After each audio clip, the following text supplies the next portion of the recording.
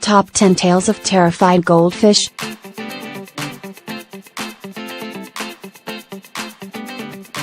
Goldfish are the earliest fish to be domesticated by humans, approximately 1,700 years ago in China. They also have the longest lifespan of any domesticated fish, typically between 8 to 30 years, though a record 45 years has been established. The notion that goldfish have a 3-second memory span is a myth. They can recognize their owner and can be trained to do simple tricks such as pressing a lever to get food. Some people love their pet goldfish and are loved in return, like this butterfly goldfish that reacts to petting and climbs onto the hand of its owner. However, other encounters between people and goldfish can have terrifying consequences for the goldfish. Goldfish liquidized in art exhibition. Danish artist Marco Evaristi created an artwork where 10 food blenders were exhibited. Each contained a goldfish swimming in water. Visitors to his exhibition in the Trapholt Gallery in Denmark were invited to press the on button and liquidize the live goldfish. Marco Evaristi said he was trying to test visitors' sense of right and wrong. He wanted to force people to do battle with their conscience. The idea was to place people before a dilemma, to choose between life and death. Evaristi stated, "It was a protest against what is going on in the world, against this cynicism, this brutality that impregnates the world in which we live." Animal rights groups were incensed and the artist and museum director were taken to court. Evaristi explained that the moral of his work of art was to force people to do battle with their conscience. They had to decide whether to kill, or not to kill.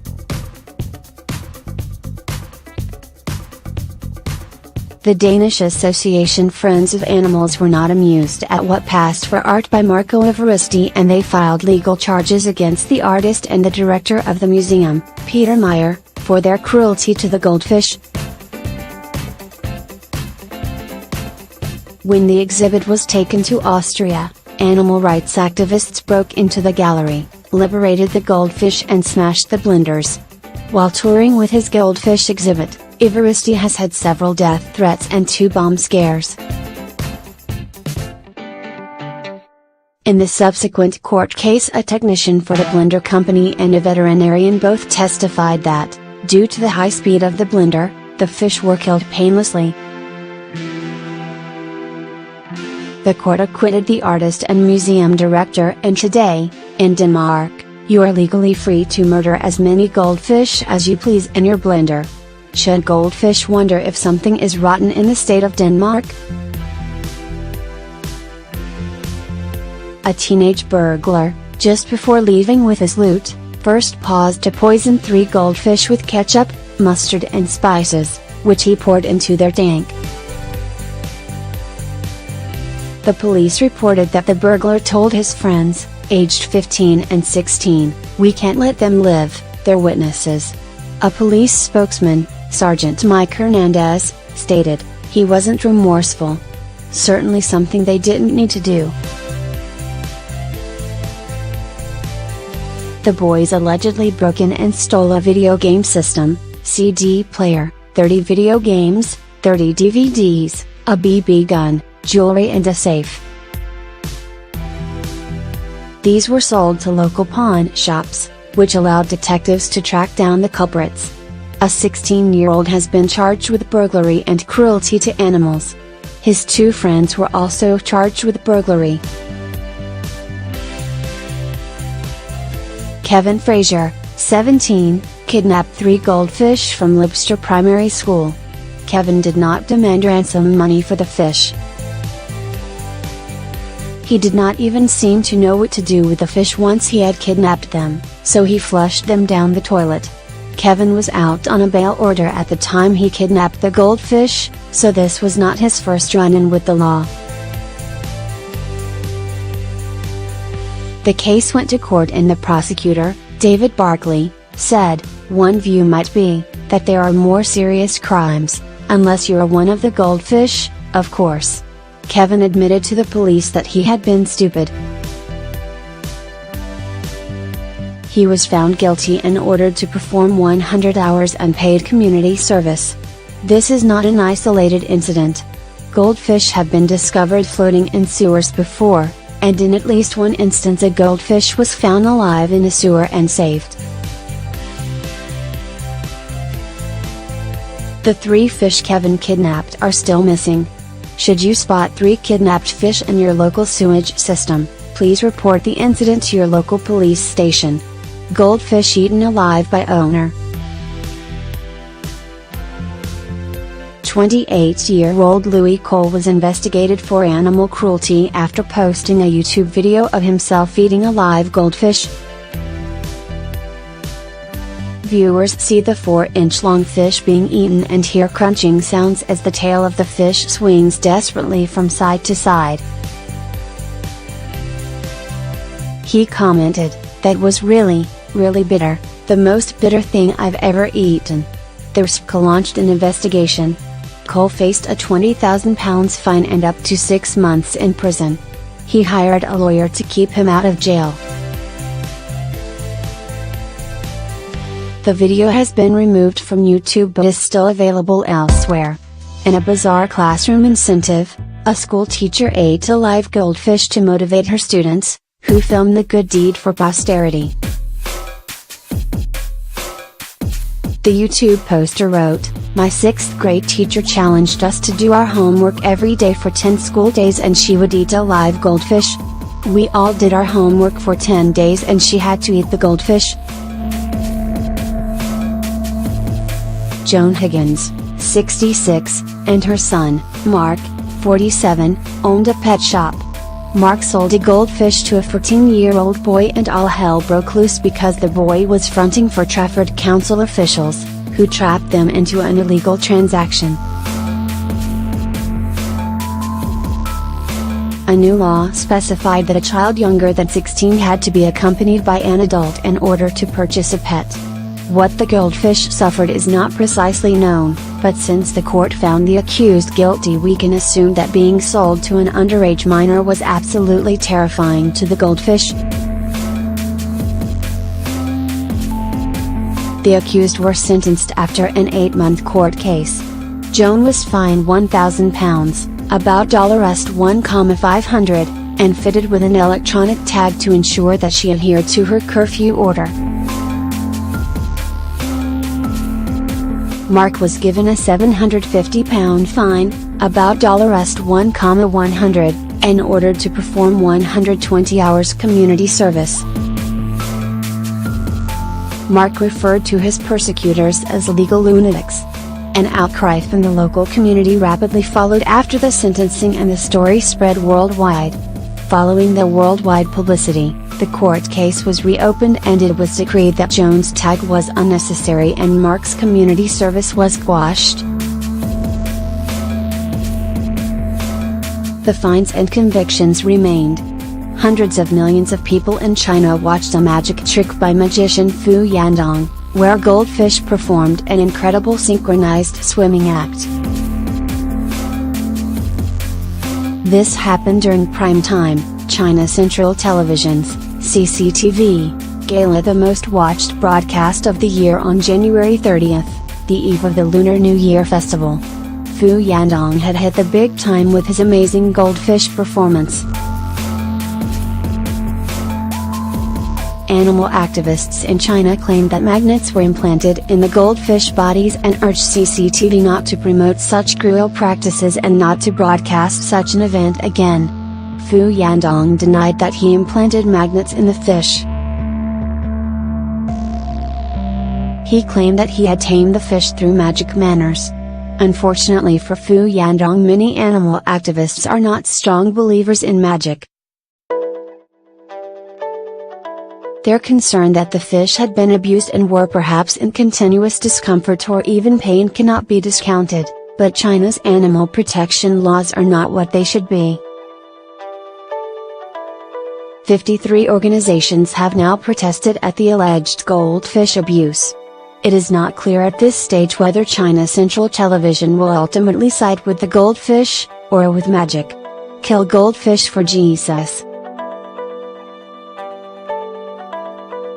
PETA, People for the Ethical Treatment of Animals, tells the following story of a mass execution of 200 fish on their website.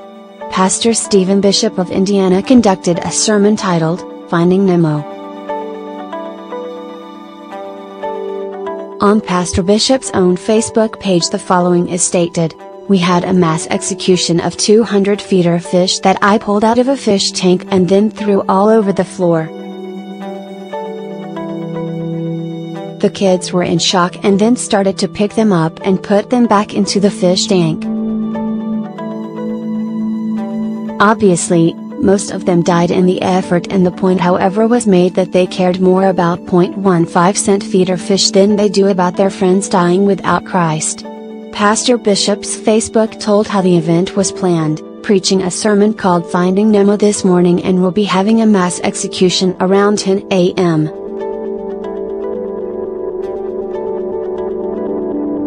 Tell you more later.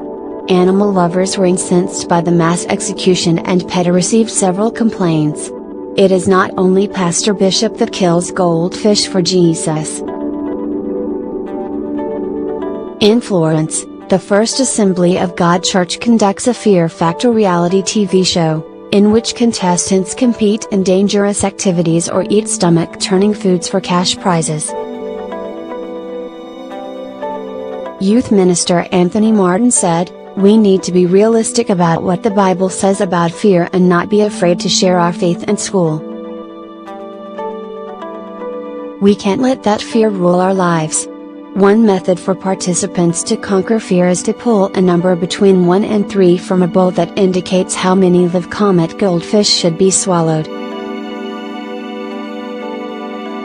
There is a huge market demand for drinking live goldfish, according to several pub owners who are delighted to market the goldfish shot. Patrons are invited to swallow the little fish whole, all at once, in their drink.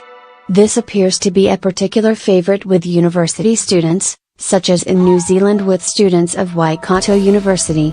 Agenda bar owner, Logan Hughes, said the fish would suffer minimal discomfort because they would be swallowed whole.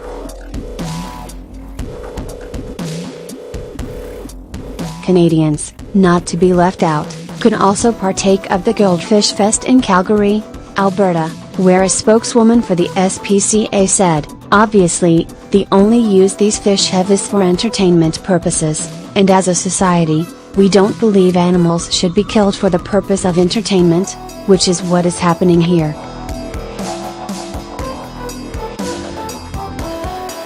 Booker's bar owner in Canada, Bruce Claypool, said, "We were never promoting or advertising the shots, it's not even on the menu." He said the bar actually kept the goldfish to feed its piranhas and catfish, and only offered them to humans on request.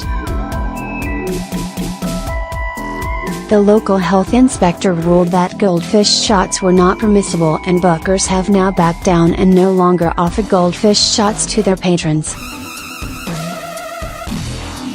Nevertheless, this fishy practice is spreading, and practitioners should beware of the watchful eyes of animal rights groups who are not amused. From Goldfish Racing, where the fish are chased with straws, to goldfish scooping, there is much fun to be had at the goldfish's expense. It is not just the sport itself, but transport for these creatures is often in plastic bags or foam packing boxes. In case you are wondering, how do goldfish race? You place a few hapless goldfish in a few long plastic gutters, then let the contestants use squirt guns, squirt bottles or straws to propel the petrified fish to the finish line. Interested? There is a World Cup Goldfish Racing page on Facebook, where one post states, "Okay racers, Tonight is going to be fun at Paradise Lounge and Grill on Ridgeway. Dr. Goldfish Racing is obviously loads of fun. One website states, Goldfish Racing, great for corporate events. Haven't heard of Goldfish Racing? It's the flippy cup of the future, involving 2 straws, 2 goldfish and acrylic racing lanes. Each player encourages or harasses the goldfish by blowing bubbles and chasing them from one end of the racing tank to the other. The winner makes the other chug a beer. Predictably, animal rights groups are frothing at the mouth and have shut several goldfish racing venues down. PETA says the game itself is not all that is cruel. Making matters worse are reports that drunken patrons have impaled some fish with cocktail straws and have swallowed others alive. Several bars and restaurants nationwide hold the contests, and they list contact details of offenders in Seattle, Kansas City and south of Miss.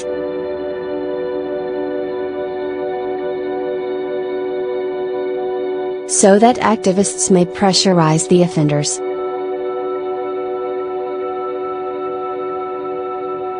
A new craze that began in China is sweeping the world.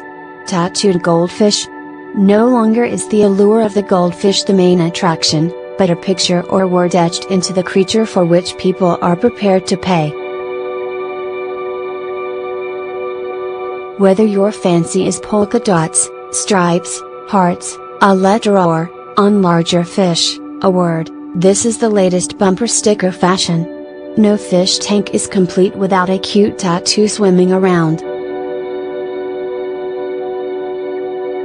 Unfortunately, tattooed fish have a low survival rate.